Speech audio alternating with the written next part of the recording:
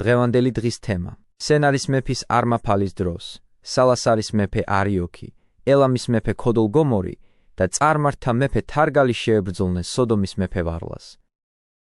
საყვარელნო, უდიდესი სიკეთეა საღვთო წერილის კითხვა. ის განაბრძობს სულს, ის გონებას ზეცა დაიყვანს, ის ადამიანს ღვთისადმი მადლიერებით აღავსებს. ის არ უშვებს რამენაირ მისწრაფებას დროებითის მიმართ, ის ჩვენს გონებას აიძულებს, რომ გამუდმებით ცაში მკვიდრობდეს, გვიბიძგებს, რომ გამუდმებით იმ სამაგიეროს იმედით ვცხოვრობდეთ, მეუფისგან რომ გველის და დიდი მოშურნეობით სათნოებათა ღვაწლს ვესწრაფოდეთ. წერილის მიხედვით შეგვიძლია კარგად გავიგოთ, რამდენად სწრაფად შეგვეწევა განგება ღვთისა. შევიტყოთ მართალთა სიმამაცე, მეუფის სიკეთე და უხვი მისაგებელი. სწორედ ამით გავაღვივებთ საკუთარ თავში ბრწყინვალე მამების მოშურნეობასა და ბაძვას და არ მოვდუნდებით სათნოებების გზაზე, არამედ უფლის აღნათქვამის აღსრულებამდეც მისი მყარი იმედი გვექნება. ამიტომ გთხოვთ წმინდა წერილის დიდი მონდომებით კითხვას მივეჩვიოთ. ამგვარად, თუ კი გამუდმებით მის შინაარს დაუბრუნდებით, ცოდნასაც შევიძენთ. შეუძლებელია, რომ იგი, ვინც გულმოდგინებითა და მთელი ძალისხმევით სწავლობს წმინდა წერილს, ოდესმე მიატოვოს ღმერთმა. პირიქით, დამრიგებლად ვინმე ადამიანი რომც არ ყავდეს, მაშინ თვით უფალი შეაღწევს ჩვენს გულებში, გონებას განგვინათლებს, აზრს ნათელს მოხფენს, დაფარულს ცხადყოფს ჩვენთვის და ამით მანამდე უცნობ საგანთა მასწავლებლად გვექცევა. ჩვენ მხოლოდ იმას უნდა ვეცადოთ, რაც შეგვიძლია. თქვენ ნუ იწოდებით რაბბი, რადგანაც როდესაც ხელში სულიერ წიგნს ვიღებთ, ამით გონებას ერთი მიზნისკენ მიმართავთ, აზრებს მოვიკრებთ და ყოველგვარ ყოფით ფიქრს გამდევნით.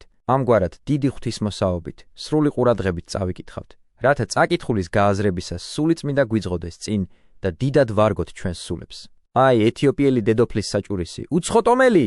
მაშინაც კი, როდესაც იგი ესოდენი დიდებულებით მოცული ეტლში იჯდა. წერილს დაუდევრად კი არ ეპყრობოდა, არამედ ხელთ ეპყრა წინასწარმეტყველის წიგნი, გულმოდგინედ კითხულობდა მას. მიუხედავად იმისა, რომ წაკითხული არც კი ესმოდა. მაგრამ მას შემდეგ, რაც მან თავის მხრივ ყოველგვარი ღონე იხმარა, არ მოაკლო მცდელობა, გულმოდგინება, ყურადღება. შემდეგ უკვე წინამძღოლსაც შეხვდა. გევედრები, იფიქრე, რამდენად ბევრს ნიშნავს ის, რომ მან მოგზაურობისასაც ეტლში მჯდომმაც კი არ მიტოვა წერილის კითხვა. დაე, ეს მათ მოისმინონ, ვისაც სახლშიც კი არ სურთ ამის კეთება და გონიათ, რომ წმინდა წერილი ზედმეტია მათთვის. რომ მათთვის გულმოდგინე კითხვა მოსახერხებელი ვერ იქნება, რაკიღა დაქორწინებულები არიან. სამხედრო სამსახურში დგანან და შვილების რჩენა, მსახურებზე ზრუნვა და სხვა საქმეები აქვთ ნაკისრი. აი საჭურისი თანაც უცხოტომელი. ერთიც და მეორეც კმაროდა მისთვის, რომ სრულ უზრუნველობას მისცემოდა. ხოლო თუ ამ ყველაფერს უდიდეს სახელდანთქმულობასაც დაურთავთ, დიდ სიმდიდრესაც და თანაც იმასაც, რომ იგი გზად მიდიოდა და ეტლში იჯდა. და მიუხედავად ამისა, კეთილმა განწყობამ და დიდმა გულმოდგინებამ ამ დაბრკოლებებს სძლია და ის კითხულობდა. ის კი არ უთქვამს, რასაც ბევრი დღესაც ამბობს. წაკითხულისა მაინც არაფერი გამეგება. დაწერილის სიღრმეს ვერ ვწვდები. რად მინდა, რომ ტყუილად და ამაოდ დავხარჯო შრომა და ვიკითხო, როდესაც წინამძღოლად არავინ მყავს. მსგავსი არაფერი უთქვამს ამენით მარტივ და გონებით ბრძენ ადამიანს. იმის ფიქრით, რომ ღმერთი არ მოიძულებდა და შეეწეოდა მას, თუ კი თავის მხრივ ყველაფერს იზამდა, რაც მასზე იყო დამოკიდებული, იგი გულმოდგინედ კითხულობდა. ამიტომაც, როდესაც მისი კეთილი განწყობა ნახა, კაცთმოყვარე ღმერთმა არ მოიძულა იგი, უყურადღებოთ არ დააგდო, არამედ დაუყოვნებლივ წინამძღოლი გაუგზავნა. ყურადღებამ მიაბყარ საღვთო სიბრძნეს. როგორ უშვებს ღმერთი, რომ მან თავდაპირველად ყველა ღონე იხმაროს და მხოლოდ ამის შემდეგ როგორ ეხმარება მას. როდესაც საჭურისმა თავის მხრივ ყოველივე მოიმოქმედა, მხოლოდ ამის შემდეგ გამოეცხადა უფლის ანგელოზი ფილიპეს და უთხრა: აღდეგ და მივედ შენ სამხრით კერძო, გზასა მას, რომელიც შთავალს იერუსალემით გაზად. ესე არს უდაბნოი და აღდგა და წარვიდა. და ჰა ესე რა კაცი ჰინდოის საჭურისი ძლიერი კანდაკესი დედოფლისა მის ჰინდოეთისაი, რომელი იყო ყოველსა ზედა საფასესა მისსა. რომელი იგი მოსრულ იყო თაყვანის ცემად იერუსალემთ და მოქცეულ იყო და ჯდა იგი ეტლთა ზედა მისთა და იკითხვიდა წიგნსა ესაია წინასწარმეტყველისასა. შეხედე როგორ აღწერს ამ ვითარებას ავტორი. გვეუბნება, რომ იგი არის ჰინდოი, რათა ვიცოდეთ, რომ უცხოტომელია. შემდეგ ამბობს, რომ ის წარჩინებულია და მნიშვნელოვან წოდებას და ბრწყინვალებას ფლობს და მოსრულ იყო განაგრძობს თაყვანის ცემად იერუსალემთ. მისი მოგზაურობის მიზეზიც, ნახე, ესეც უკვე ღვთისმოყვარე სულზე მიუთითებს. აი, როგორი გზის გავლაიდო თავს იმისათვის, რომ უფლისთვის თაყვანი ეცაა. მაშინ ხო ჯერ კიდევ ეგონათ, რომ ღვთისახურება მხოლოდ იერუსალიმში იყო შესაძლებელი. ამიტომაც სწორედ იქ აღავლენდნენ ლოცვებს და ამისთვის საგანგებოდ მოგზაურობდნენ. აი, რატომ წავიდა ეს ადამიანიც სწორედ იქ, სადაც ტაძარი იყო და სადაც იუდეური ღვთისახურება სრულდებოდა. იმისთვის, რომ იქ ღვთისთვის ეცა თაყვანი. და მას შემდეგ, რაც მან სურვილი აისრულა, წერილი ამბობს, რომ მოქცეულ იყო და ჯდა იგი ეტლთა ზედა მისთა და იკითხვიდა. შემდეგ უახლოვდება ფილიპე და ეკითხება: უწყია, რას აიგე იკითხავ? ხედავ ამ ზრუნველ სულს, რომელიც წიგნის შინაარსიც კი ვერ გაუაზრებია, მაინც კითხულობს და ისეთი წინამძღვრის პოვნა სურს, ვინც მას გააგებინებს. მოციქული თავისი კითხვით მაშინვე აღძრავს მასში ამ სურვილს. ხოლო ნამდვილად ღირსი რომ იყო იგი იმგვარი წინამძღვრისა, ვინც წაკითხულს შეაგნებინებდა, მისი პასუხიდან ჩანს. როდესაც ღარიბულად მოსილი მოციქული მასთან მივიდა და ჰკითხა: უწყია? ის არ განაწყენებულა, უკმაყოფილება არ გამოუხატავს, შეურაცხყოფად არ მიუღია, იმ ხალხისაგან განსხვავებით, ვინც ამჯობინებს უმეცრებაში დარჩეს, ცხენია თავისი არცოდნის აღიარებისა მასთან, ვისაც მისთვის სწავლება შეუძლია. ეს ადამიანი კი ასეთი O-point არ იყო, არამედ სრული სიმშვიდითა და პატივისცემით იქცეოდა და ამით თავის სულიერ მდგომარეობას ავლენდა, ვითარმე მეძლოს უწყებად, არათუ ვინმე იყოს წინამძღვარ ჩემდა, ფიქრობდა იგი, და უფრო მეტიც. იგი არა მხოლოდ მშვიდად პასუხობს, არამედ ჩერდება კიდეც. ამან კიდევ უფრო ცხადყო მისი კეთილი ბუნება. წარჩინებულმა, ეტლით მოგზაურმა, უცხოტომელმა ამ სიტყვების თქმელი ღატაკი, მდაბიურად ჩაცმული ადამიანი მიიწვია ეტლში და მასთან ერთად დაჯდა. ხედავ მის სულიერ გულმოდგინებას, ხედავ მის უდიდეს ღვთისმოსაობას, ხედავ უცხოელის ღვთისმოყვარებას ერთი ბრძენის ნათქვამ საქმით რომ ასრულებს, თუ გონიერს ნახავ, ადრიანად მიდი მასთან. დაე, შენმა ფეხებმა მისი წინკარი გაცვითოს. ხედავ რომ სამართლიანად არ მიატოვა ღმერთმა იგი. ხედავ რა ღირსეულად მიიღო შეწევნა ზეციდან. ხედავ რომ მან არაფერი გამოტოვა იქიდან, რისი გაკეთებაც კი შეეძლო. სწორედ ამიტომ მან ბოლოს და ბოლოს მიიღო წინამძღვარი, ზუსტად გაიგო წინასწარმეტყველის სიტყვების აზრი და გაინათლა გონება. ხედავთ რა სასიკეთო ყოფილა წმინდა წერილის კეთილად და გულმოდგინედ კითხვა? ამ უცხოტომელის შესახებ მონათხრობი იმისთვის შემოგთავაზეთ, რომ არასდროს არავის შერცხვეს მიბაძვა ეთიოპელისთვის საჭურისისთვის, ვინც მოგზაურობისასაც კი არ მიატოვებდა ხოლმე წერილის კითხვას. ეს უცხოტომელი მასწავლებლად უნდა გვექცეს ყველას, მასაც, ვისაც კერძო ცხოვრება აქვს, მასაც, ვინც სამხედრო სამსახურშია და საყოველთაოდ სახელგანთქმულია და საერთოდ ყველას, არა მხოლოდ მამაკაცებს, არამედ ქალებსაც. მარტო იმათ კი არა, ვინც ოჯახებად ცხოვრობენ, არამედ მათაც, ვისაც მონაზნური ცხოვრება აურჩევია. აქედან ყველამ უნდა შეიტყოს, რომ საღვთო წერილის კითხვას ვერანაირი ვითარება ვერ დააბრკოლებს, რომ ინს, არა მხოლოდ სახლში, არამედ სავაჭროებშიც კი მოგზაურობისასაც, ხალხმრავალი შეკრებებისას და საქმის კეთებისას შეგვიძლია მეცადინეობდეთ წერილის კითხვაში. რათა როდესაც ყველაფერს გავაკეთებთ, რაც ჩვენზეა დამოკიდებული, მას შემდეგ წინამძღოლიც მივიღოთ ღვთისგან. სულიერი ცოდნისადმი ჩვენს განწყობას რომ ნახავს, მეუფე არ უგულებელყოფს, ზეცით ნათელს გარდა მოგვივლენს და გონებას გაგვინათებს. გევედრებით, ნუ უგულებელყოფთ წერილის კითხვას, მიუხედავად იმისა, გვესმის თუ არა წაკითხული. ორსავ შემთხვევაში, რაც შეიძლება ხშირად მივმართოთ მას. გამუდმებული ვარჯიში წარუშლელად ჩაბეჭდავს მეხსიერებაში წაკითხულს და ხშირად, რაც დღეს გაუგებარი ჩანდა, ხვალ ხელახლა გადაკითხვისას გასაგები გახდება, რადგანაც კაცთმოყვარე ღმერთი უხილავად გაგვინათებს გონებას. ეს რაც თქვით, წმინდა წერილის გამუდმებულ კითხვას შეეხებოდა. მაგრამ იცოდეთ, რომ ჩვეულებრივ ღმერთი ყოველივე დანარჩენშიც ამგვარად იქმს. ანუ მას შემდეგ, რაც ჩვენს ხელთ არსებულ ყველა ძალას ვიხმართ, ის დიდი სიუხვით თავის შეწევნას გვანიჭებს. და როგორც წმინდა წერილის კითხვისას მოიქცა იგი და წინამძღოლი გაუგზავნა ამ უცხოტომელს, სწორედ ასევე ექცევა მათ, ვინც სათნოებაში წარმატებას ცდილობს. მაშ ამჟამინდელი საკითხავი მოისმინეთ. მაგრამ იმისთვის, რომ სიტყვათა მნიშვნელობა გავიაზროთ, ზედმეტი არ მოგვივა გუშინდელი ნათქვამის გამეორება და იმის გახსენება, რაც პატრიარქს შეემთხვა. უკვე იცით, რომ ლოთის წინაშე თავის დამდაბლებით მისთვის უკეთესი ადგილების დათმობით რომ გამოვლინდა დიდ ზეციურ ჯიდოს ეღირსა იგი. მის დამსახურებაზე მრავალგზის აღმატებული აღთქმა მიიღო. ამჟამინდელ საკითხავში კვლავ მართლის სათნოება ვნახოთ, რომ ამ გზით წინ წავიწიოთ და კვლავ მისდამი გამოვლენილი ღვთის უსაზღრო მზრუნველობა შევიცნოთ. პირველ რიგში ღმერთის საშუალებას აძლევს პატრიარქს, რომ მან ღვთისადმი სიყვარული გამოხატოს და შემდეგ უკვე თავის მხრივ აჯილდოებს მას. სურს რომ მისი სიბრძნის მაგალითით განგვაბრძნოს ჩვენს, რათა პატრიარქის მიბაძვით მთელი ძალისხმევით ვეცადოთ სათნოებათა მოღვაწებას და მხოლოდ ამის შემდეგ ველოდოთ ღვთისაგან ჯილდოს. ახლა კი დროა თვით ამჟამინდელი საკითხავი შემოგთავაზოთ. აქ თითქმის არაფერია განსამარტავი. მართლის მაღალი სათნოების დასანახად მხოლოდ შინაარსის გაცნობა იკმარებს. ხოლო ნათქვამია სენარის მეფის, არმაფალისის დროს სალასარის მეფე არიოქი, ელამის მეფე ქოდოლგომორი და წარმართთა მეფე თარგალი შეებრძოლნენ სოდომის მეფეს ვარლას, გომორის მეფეს ვარსას, ადმას მეფეს სვიმოვორს, სებომის მეფეს და ვალას, ანუ სეგორის მეფეს. ყველანი მარილოვან ხევში შეიკრიბნენ, სადაც მარილის ზღვაა. დააკვირდით წერილის სიზუსტეს, რომლითაც იგი მეფეთა და ხალხთა სახელებს ჩამოთვლის. ეს უმიზეზოდ როდი ხდება? არამედ იმისათვის, რომ თვით სახელწოდებიდან შეიცნო მათი ბარბაროსული თვისებები. შეებრძოლნენ ნათქვამია, ისინი სოდომის და სხვა მეფეებს. შემდეგ კი ომის დაწყების მიზეზსაც გვაჩვენებს.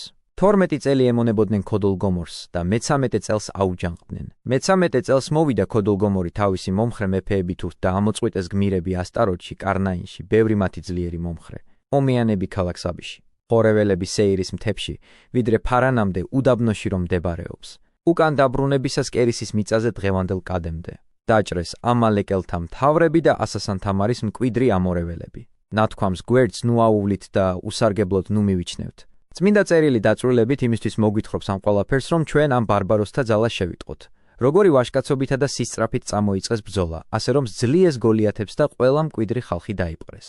როგორც მძლავრი ნაკადი თან გაიტაცებს და ანგრევს ყოველივეს, ასევე ამ ბარბაროსებმა გაანადგურეს თითქმის მთელი მოსახლეობა, რომელსაც უტევდნენ და მოსრეს ამალეკელთა და სხვა დანარჩენი მთავრები. შეიძლება ვინმე მიკითხოს, ბარბაროსთა ძლიერების ამბის გაგება მე რას მარგებსო? წერილი უმიზნოდ და უბრალოდ კი არ მოგვითხრობს ამის შესახებ და უმიზნოდ არც ჩვენ შემოგვითავაზებია ამბავი მათი ვაჟკაცობისა. არამედ იმისათვის, რომ როდესაც თხრობას გაჰყვებით, ღვთის დიდი ძალა და პატრიარქის სათნოება შეიტყოთ. სწორედ ამ ადამიანების წინააღმდეგ ასეთ ძალას რომ ფლობდნენ და ამდენი ხალხი რომ დაარბიეს, გამოვიდნენ სოდომის მეფე, გომორის მეფე, ადმას მეფე, სებომის მეფე, ვალას ანუ სეგორის მეფე და მარილოვან ხეობაში საბრძოლოდ დაეწყნენ. ქოდოლოგომორის, ელამის მეფის, სენარის მეფის, არიოქის, სელილასარის მეფის და თარგალ-წარმართთა მეფის. 5 მეფე 4 მეფის წინააღმდეგ ჩვენ ვხედავთ ვაჟკაცობითა და ძლიერებით წინააღმდგომთა ზარდამცემი ეს მეფეები როგორ გარბიან. წერილი ამბობს: სოდომისა და გომორის მეფეები ჩაცვივდნენ.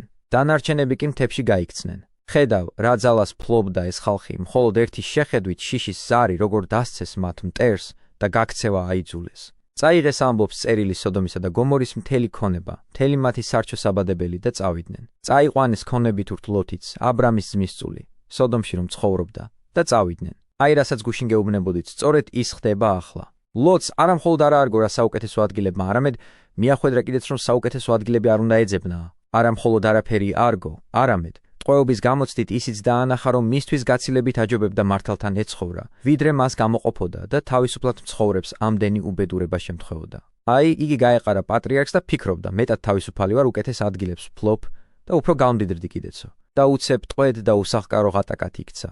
ეს ყველაფერი კი იმისთვის მოხდა, რომ შენ იცოდე, რა დიდი ბოროტებაა განყოფა და რა სიკეთეა თანხმობა. და მეცსა და მეც კი არ მისდევდე, არამედ სიმდაბლე შეიყვარო. წაიყვანეს ამბობს წერილი ქონებით ურთ ლოთიც.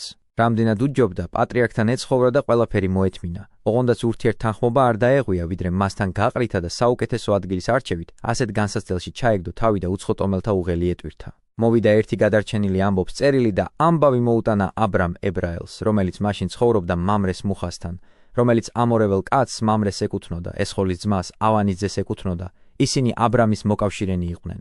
როგორ მოხდა, რომ პატრიარქმა ამ ომის დაწყება ვერ გაიგო? სავარაუდოდ, იმის გამო, რომ ბრძოლის ველი მისგან შორს იყო, სწორედ ამიტომ არ იცოდა. მოვიდა ერთი გადარჩენილი და ამბავი მოუტანა აბრამ ებრაელს. წმინდა წერილი ამით გვახსენებს, რომ ეს ამბავი ეუწყა აბრაამს ქალდეადან მოსულს. რაკიღა მისი საცხოვრისი ეუფრატს გაღმა მდებარეობდა, ამიტომ იწოდებოდა მოსულად.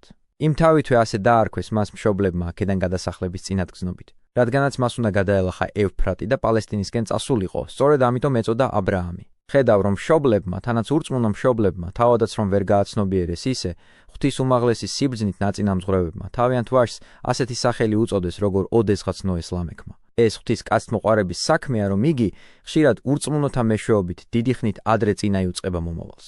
მოვიდა ერთი გადარჩენილი და ამბავი მოუტანა აბრამ ებრაელს. ამბავი მომხდარს ეხებოდა, მისი ძმის წულის დატყვევებას, მეფეთა უზომო ძლიერებას, სოდომის იავარყოფას და დამარცხებულთა სამარცხვინო გაქცევას. მან ეს ყოველივე ამცნო აბრამ ებრაელს, რომელიც მაშინ ცხოვრობდა მამრეს მუხასთან, ამორეվել კაცს მამრეს, ესტოლის ძმას, ავანის ძეს რომ ეკუთვნოდა, ისინი აბრამის მოკავშირენი იყვნენ. სხვა აბრაამის ადგილას უეჭველად დაინტერესდებოდა, როგორ მოხდა, რომ გაქცეულ სოდომელთაგან მხოლოდ მართალი ლოთი ჩავარდა ტყვედ და ეს უმიზეზოდ არც მომხდარა. ლოტს მხოლოდ ამ გზით შეეძლო პატრიარქის სათნოებათა შეცნობა და თანაც ამ გზით სხვა სოდომელებიც უნდა გადარჩენილიყვნენ. და იმისთვისაც, რომ ლოტს აღარასოდეს ეძებნა საუკეთესო ადგილები და მცირედით კმაყოფილება ესწავლა. ვისმინოთ რა მოხდა შემდეგ, რათა პატრიარქის სათნოებად შევიტყოთ და ღვთის ენითუთქმელი თანამოქმედებაც. ოღონდაც ყურადღებით ისმინეთ ის, რაც ითქმება და გონება დაძაბეთ. აქედან ბევრი სიკეთის მიღებაა შესაძლებელი და პირველ რიგში რაც ლოტს შეემთხვა, იმან უნდა გვასწავლოს, რომ ნუ შეგვაჩფოთებს, თუ კი ზოგჯერ მართალს განსაცდელი გადაეყრება, უპატიოსნო და ბოროტი კი გადაურჩება მას. არავითარ შემთხვევაში არ ეძიოთ პირველობა და ნურაფერს მივიჩნევთ მართალთან ერთად ცხოვრებაზე უძვირფასესად. პირიქით, მონობაშიც რომ გვიწევდეს ცხოვრება, ოღონდაც კეთილ ადამიანებთან ერთად ასეთი ცხოვრება თავისუფლებაზე ძვირად უნდა გვიღირდეს. შემდეგ, აქედან უნდა შევიცნოთ პატრიარქის უკიდურესი უბოროტობა მისი არაჩვეულებრივი სიყვარული, დიდი ვაჟკაცობა, სიმდიდრის მოძულება და ღვთის თანამოქმედების გამოუთქმელი ძალა. როდესაც აბრამმა შეიტყო, რომ მისი ძმისწული ლოთი დაეტყვევებინათ, აღჭურვა თავის სახლში დაბადებული 318 გამოცდილი კაცი და სდია დანამდე. ღამით თავის ხალხთან ერთად თავს დაესხა და დაამარცხა ისინი. მისდია ქობალამდე, რომელიც დამასკის მარცხნივ მდებარეობს. აქ, საყვარელო, მართლის ბრწყინვალე ვაჟკაცობაზე იფიქრე. როგორ არ შეაშინა იგი ღვთის ძალას მინდობილი მტრის ძლიერებამ მაშინ, როდესაც მათი ნამოქმედარი გაიგო. თუ როგორ აღდგნენ ისინი პირველად ყველა ხალხის წინააღმდეგ. სძლიეს ამალეკელებს და სხვა დანარჩენებსაც. შემდეგ თავს დაესხნენ სოდომელებს, განდევნეს ისინი და მთელი მათი ქონება დაიტაცეს. სწორედ ამიტომაც მოგვითხრობს წმინდა წერილი წინ და წინ ამ ყველაფერს, რაც მათი ვაჟკაცობის ძალით მოიმოქმედეს, რათა შენ მიხვდე, რომ პატრიარქმა მათ ხორციელი ძალით კი არა, ღვთისადმი რწმენით, მაღლით ნაწყალობები შეწევნით სძლია. მან ყოველივე ეს იარაღით, შუბებით, ისრებითა და მოზიდული მშვილდებით კი არ ქნა, არამედ თავისი სახლიკაცების დახმარებით. მაგრამ იტყვი შენ წმინდა წერილი ასე ზუსტად რად გვატყობინებს სახლიკაცების რიცხოვნებას 78? იმისათვის, რათა შენ იცოდე, რომ მას ყველა კი არ წაუყვანია, ვინც ხელში მოჰყვა, არამედ მხოლოდ ის სახლიკაცები, ლოთთან ერთად რომ იზრდებოდნენ, რათა მათ განსაკუთრებული გულმოდგინება გამოევლინათ და ისე ებრძოლათ, როგორც მხოლოდ საკუთარი ბატონისათვის იბრძვიან. ღვთის უსაზღლო ძლიერება იქიდანაც შეიცან, თუ რა ადვილად მოიპოვეს მათ გამარჯვება. ღამით ნათქვამია თავის ხალხთან ერთად თავს დაესხა და დაამარცხა ისინი. მას შეეწეოდა და მასთან ერთად იბრძოდა მარჯვენა უფლისა. სწორედ ამიტომ არ ჭირდებოდა არც იარაღი, არც საომარი ფანდები და საკმარისი იყო მისი გამოჩენა მსახურებთან ერთად, რომ ზოგს სრავდა, ზოგს უკუაქცევდა და ორსავ შემთხვევაში სრული გამარჯვებას დევდა თან. მას წინ ვერავინ აღუდგებოდა. აბრაამმა დაიბრუნა სოდომის მეფის რემა, თავისი ძმისწული ლოთი, მთელი მისი ქონება და ქალები. ხედავ, რად დაუშვა ღმერთმა მხოლოდ ლოთის დატყვევება მაშინ, როდესაც დანარჩენებმა თავს გაქცევით უშველეს, სწორედ რომ პატრიარქის სათნოებათა გამოსავლენად და ლოთის საშუალებით კიდევ მრავალთა გადასარჩენად. და აი, აბრაამი დიდებული ნადავლით ბრუნდება. ლოთთან ერთად რემით, ქალებითა და ქონებით და ყველას წინაშე საყვირთა ხმიანობაზე ხმამალად გააცხადებს, რომ მან ზლია არა კაცობრივი ძალით, არა ხორციელი ძლიერებით, არამედ უფლის ყოვლის მოქმედი მარჯვენით. ხედავ, როგორ თანდათანობით განდიდდება პატრიარქი და ყოველ ჯერზე ყველას წინაშე გააცხადებს ღვთის მზრუნველობას მასზე. ნახე, ბოლოს როგორ ხდება იგი სათნოებათა მასწავლებელი სოდომელთათვისაც. გამოვიდა მასთან შესახვედრად სოდომის მეფე საბის ხეობაში, მეფეთა ველი რომ ეწოდებოდა, მაშინ როდესაც ქოდოლგომორის განადგურების შემდეგ უკან ბრუნდებოდა. ნახე, რას ნიშნავს იყო სათნოთმოქმედი და ღვთის კეთილგანწყობა გდევდეს თან. მეფე გამოდის ყარიბი მოხუცის შესახვედრად და ყოველგვარ დაწესებულ პატივს მიაგებს.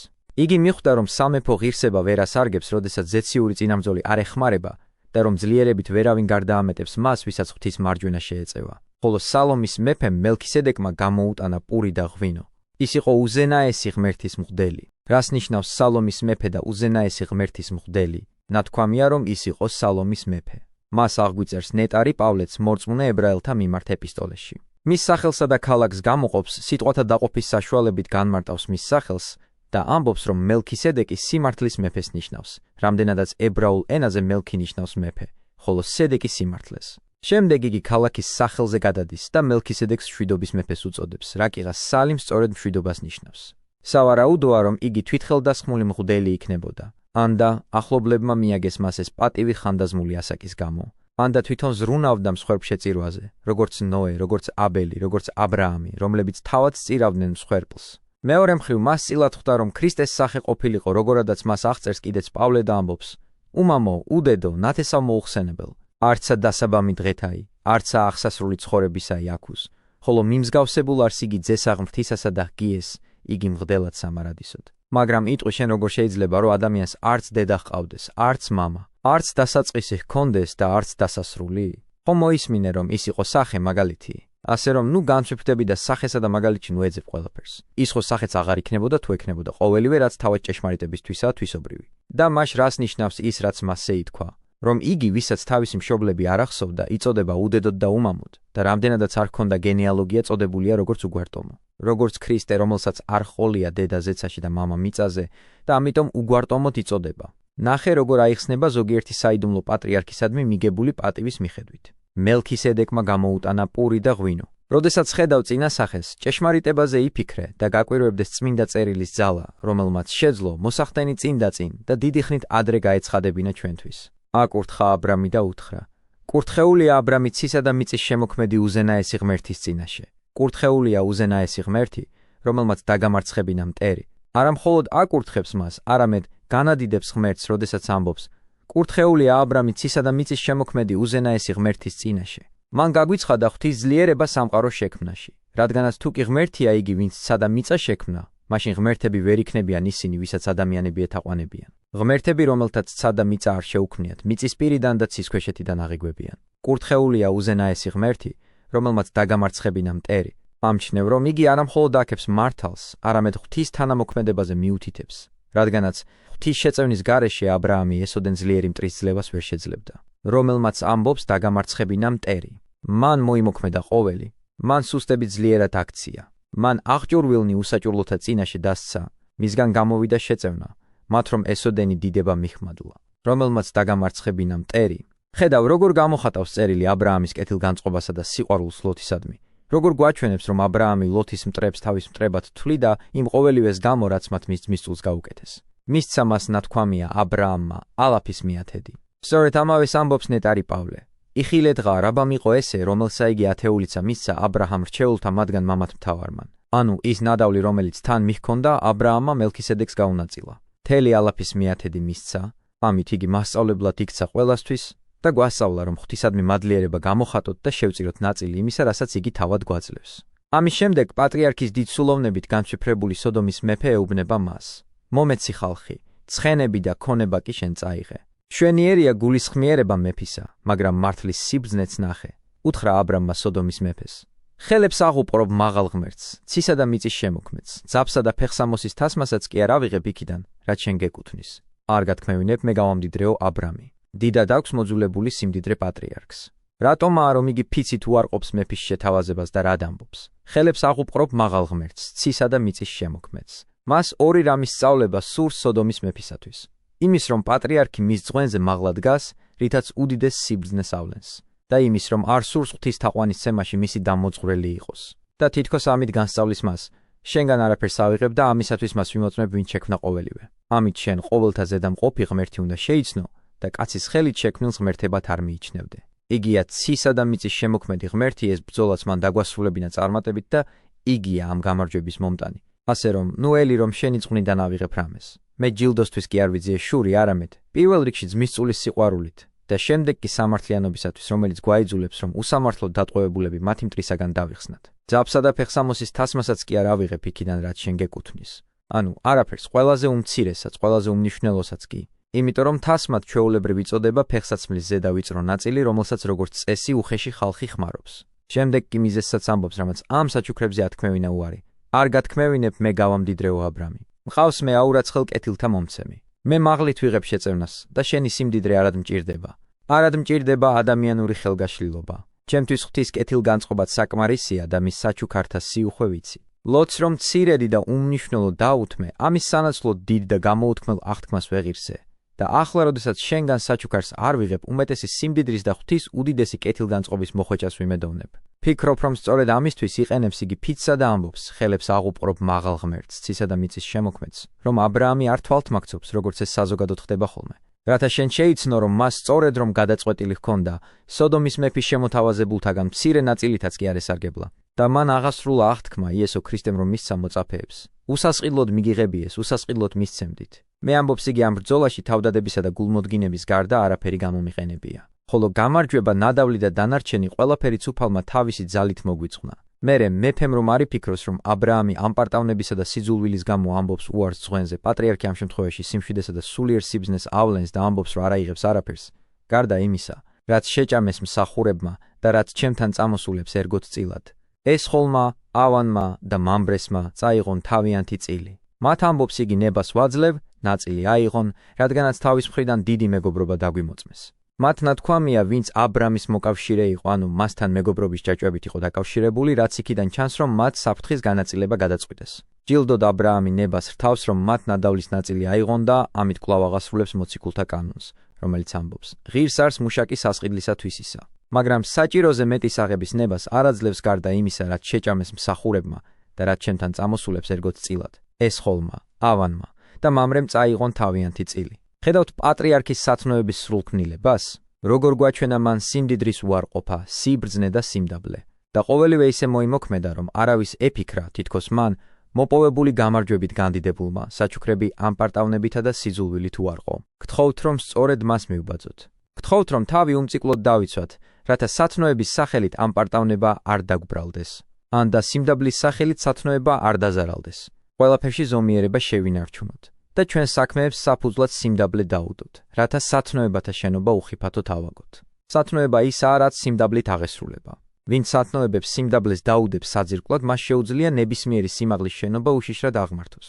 სიმდაბლე დიდი გალავანია, დაურღვეველი კედელია, აუღებელი ციხეა. მას უჭირავს ყველა შენობა და დაცემას არ ანებებს არც მტრის შემოსევისას, არც ტალღათა კვეთებისას, არც ქარიშხლისას, არამედ ყოველგვარ თავდასხმაზე მაღლა აყენებს. თითქოს ანდამატისგან დაურღვეველად იყოს შექმნილი და ჩვენზედაც ღვთის გულუხ წყალობას გარდამოავლენს. პატრიარქმა ხო სწორედ ამის საშუალებით მიიღო ღვთისაგან აღთქმა. უკანასკნელი სწავლებიდან თქვენ თუ კი ღმერთი ინებებს მიხვდებით, რომ ამჯერადაც იმით, რომ სოდომის მეფის საჩუქრებზე უარი თქვა, იგი ღვთისგან დიდი და გამოუთქმელი საჩუქრის ღირსი შეიქმნა. და არა მხოლოდ იგი, არამედ სხვა ყველა დანარჩენი მართალი განადიდა სიმდაბლემ. ამაში დარწმუნდება ნებისმიერი ჩვენგანი, ვისაც წმინდა წერილის კითხვა ჩვეულებად ქცევია. კასთმოყვარე მეუფე ჩვენი, როდესაც ნახავს, რომ ჩვენ ამჟამინდელ სიკეთეზე არ ვზრუნავთ, გულუხვად მოგვანიჭებს მათაც და მომავალ სიკეთესაც გაგვიმზადებს. ჩვეულებრივ ასე ხდება სიმდიდრესთან, ამ ქვეყნიურ დიდებასთან და ნებისმიერ დროებით სიკეთესთან მიმართებაში. მოვიძულოთ ეს ამაო ამჟამინდელი სიმდიდრე, რათა ჭეშმარიტი სიმდიდრე მოვიპოვოთ. მოვიძულოთ ეს ამაო დიდება, რათა იმ ჭეშმარიტ და მტკიცე დიდებას ვეღირსოთ. აბუჩა დავიგდოთ ამჟამინდელი კეთილდღეობა, რათა ის გამოუთქმელი სიკეთე მივიღოთ. არად ჩავაგდოთ ამჟამინდელი, რათა მომავლისადმი სიყვარულით ანთება შევძლოთ.